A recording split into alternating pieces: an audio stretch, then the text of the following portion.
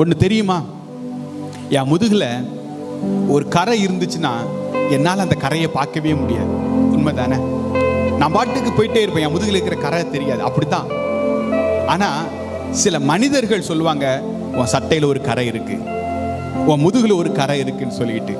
இதை நான் எதுக்காக சொல்றேன்னா, என் அருள்நாதர் இயேசு கிறிஸ்து உங்களை பார்த்து சொல்றாரு, உன் பாவங்கள் ரத்தாம்பர சிவப்பா இருந்தாலும் நான் வெண் பஞ்சை போல மாற்றுவேன். ஏன்னா நீ என்னைக்கு என் சமூகத்துல வந்து முழங்கால் போட்டியோ, என்னைக்கு அப்பான்னு சொல்லி என்னை நோக்கி பார்த்தியோ, அப்பவே உன் பாவங்களை மன்னித்து உனக்கு வாழ்வளிக்க நான் போதுமானவராயிருக்கிறேன்.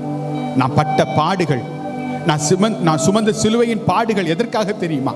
உனக்காக உனக்கு ஒரு புதிய துவக்கத்தை கொடுக்க, உன் வாழ்வை நான் ஆசீர்வதிக்கவே நான் கொல்கதாவின் கொடுமுடியில கோர சிலுவை சுமந்தேங்க. கொல்கதாவின் கொடுமுடியில கோர சிலுவை நான் சுமந்தேன். என்னை நீங்க பயப்படக்கூடாது.